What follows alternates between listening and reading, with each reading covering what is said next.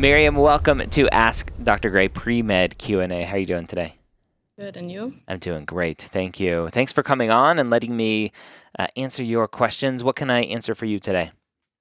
So my question is, what can go wrong even if your application is good? Let's say I have a perfect GPA, a good MCAT, and a decent personal statement. Like, Yeah. why will med schools invite someone else for an interview over me? Ooh, that is a great question. So there are lots of gotchas along the way with the application, and it could be personal statement, right? You said, well, what if it's a good personal statement? Well, my question would be, how do you know if it's a good personal statement? So there are some questions to ask, and I run through this process. Actually, I'm in the process of finishing up my pre-med playbook guide to the medical school application book, and I kind of run through this process in the book of evaluating kind of post application. If you didn't get in, what does that look like? How do you evaluate? How do you run through kind of doing a post-mortem, so to speak, on your application to figure out what went wrong? And so the question would be, for me, the breakdown is, I got an interview or I didn't get an interview. And if you didn't get an interview, then there are a lot of things potentially that can go wrong. So number one, GPA, right? And you mentioned, well, what if I have a good GPA? Again, what does a good GPA in your mind look like? Number two, MCAT score. But if we say it's a good MCAT score, okay. Number three, personal statement. Number four, secondaries. Number five, school list. Number six, activities. And number seven, letters of recommendations. So let's start at the end, right? Letters of recommendation. You could have great GPA, great MCAT score, great activities, great personal statement, great secondaries, applied early, which would be number 8, right? Timing of the application. I forgot to mention, that's a huge one.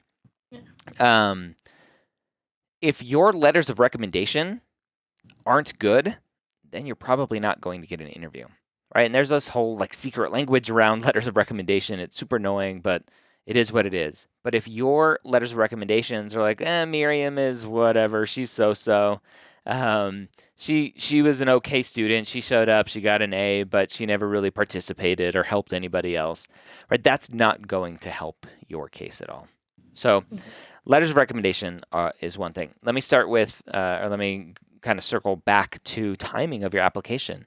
If you are looking at the medical school application process and you are looking at deadlines and you go, okay, my top choice school is their deadline is October 31st. I'm going to submit my application on October 31st. That's beating their deadline. I'm going to be good, right?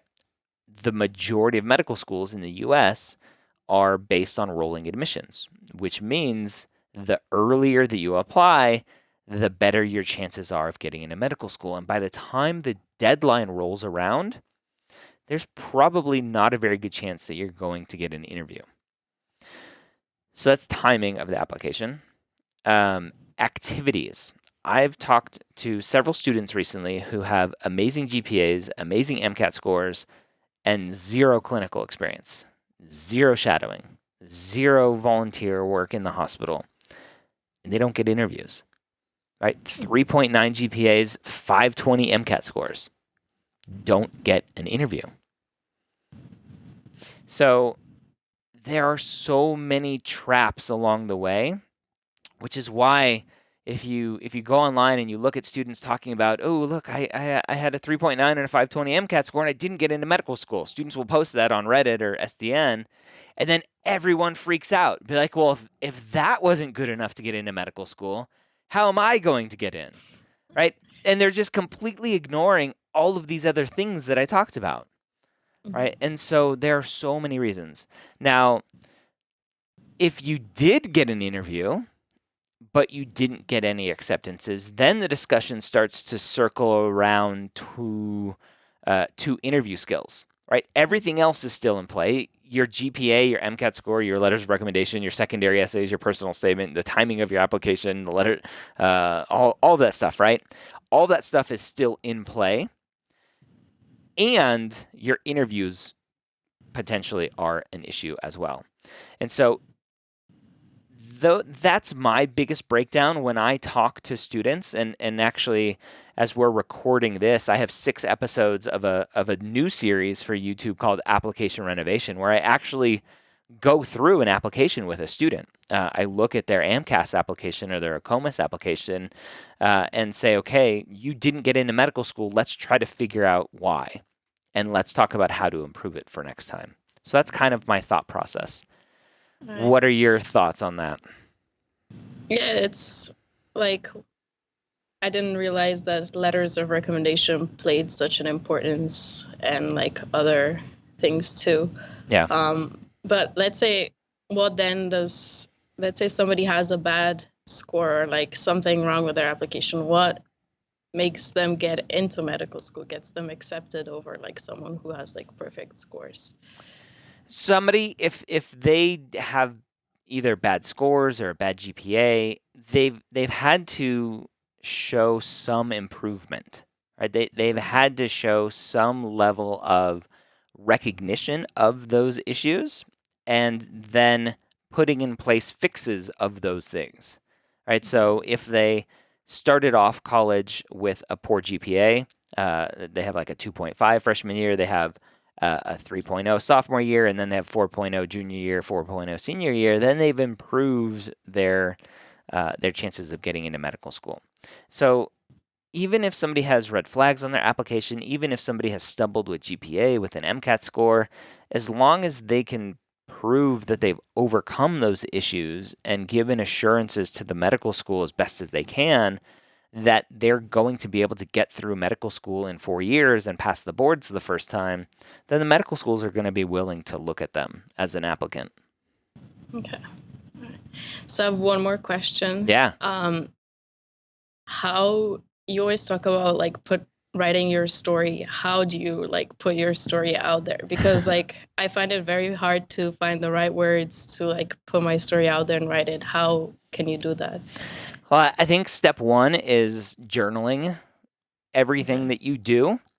You need to remember everything that you've done for your applications, and we kind of go through this process thinking, oh, I have a great memory, I'll be fine, but we have terrible memories. And so you need to, starting from day 1 or day 0 right now, start journaling everything that you're doing. So every clinical experience you have, every volunteer experience you have, every time you are doing something, journal and talk about what you did and how it made you feel and kind of what your takeaway was from it. And if it's something clinical, how did it potentially further strengthen your desire to be a physician and to go on this journey? Those are the kinds of questions that you want to be asking yourself as you're doing this. But the story itself, right? If we talk about personal statement, and over my shoulder here's my pre-med playbook guide to the medical school personal statement. I have a copy of it here on the table here.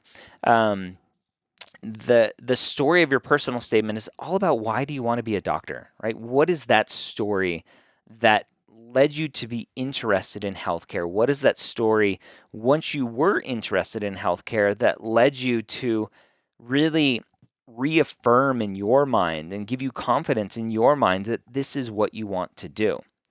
There are plenty of times I've read a personal statement, I'm like, I have no idea why you want to be a doctor. And actually, I don't think you should be a doctor. I think you should go get your MPH and go work at a nonprofit somewhere.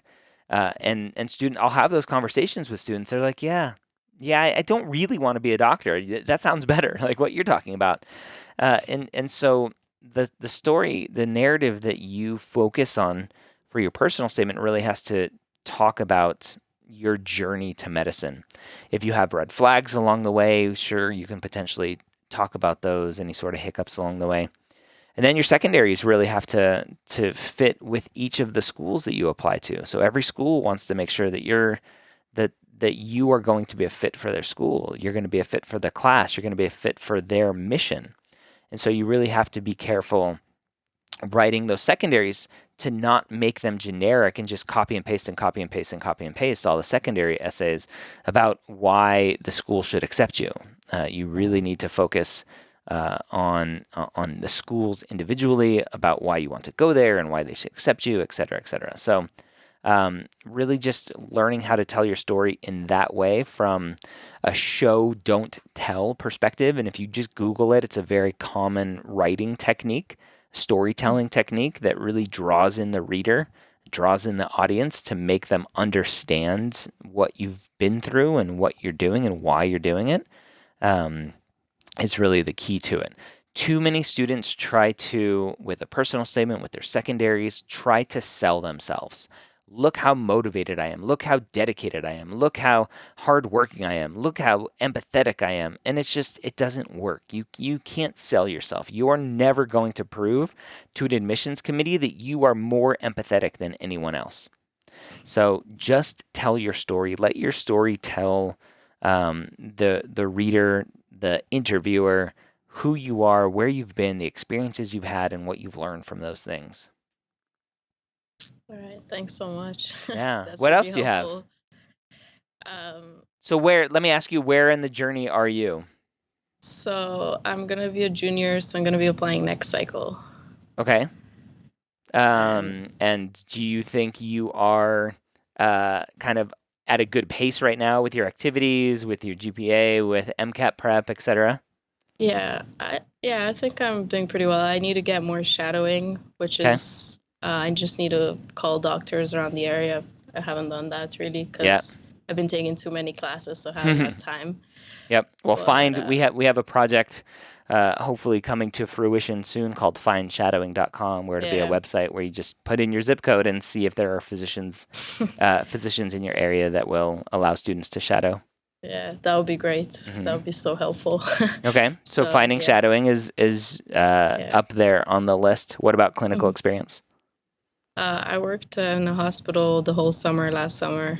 So that's like 2-3 months of work with patients. What were you doing in the hospital? So a very common mistake is just saying, oh, I was in a hospital, therefore it's clinical experience, right? So what were you doing? I was a patient transporter, so I was in charge of moving around patients, like from their room to the OR, from one department to another. So I think I had enough patient contact. Yeah. So it's interesting. Patient transport is a very common thing that students are able to do. Some schools actually don't like it as clinical experience, but there's nothing you can do about that. So I think they just don't feel like it's enough interaction, just pushing around a gurney to a different location in the hospital. Whatever, right? You're talking to patients, you're interacting, you're hearing their stories. I was also interacting with doctors and nurses because from ICU, a doctor would always have to come along with the patient. So yeah, okay, it was a great experience. Good. And right now, I'm doing a summer internship in cancer research. Okay, so getting some research in. When are you planning on taking the MCAT? Next, either January or March. Okay. Depending on how ready I am. Okay, a few months before applying, which is good. Yeah. How are you planning on retaking? Yeah, exactly. How are you planning on preparing for it? So I have the Kaplan books that I bought, and I'm studying with them, and then I might get the UWorld question bank. Yep. And then just use that to do like a lot of questions along the way. Okay, lots of questions and then full lengths. Make sure you're getting the full lengths under your belt as well. Exactly. Okay. Good. So I'm doing that. I don't know. Good. If there's anything else I should be doing. Yeah, no, it sounds like you're getting everything lined up appropriately. Then it's just a matter of once January rolls around, if you're taking the MCAT in January, great. Once you're done with the MCAT, if you are taking it in January, then you can start focusing on starting your personal statement, starting to ask for those letters of recommendations, and just starting that whole process as well. Yeah, exactly. Good. That's the plan. Good. Oh, awesome. Not be too stressed out, have everything like spaced out. Yeah. There you go. Well, good. Well, good luck. Thanks for asking a question and letting me help you on your journey. Yeah, thanks so much for everything that you do for all of us pre-meds. Yeah, you're welcome. Have a You're great great day. help. Thanks. You Bye. too. Bye.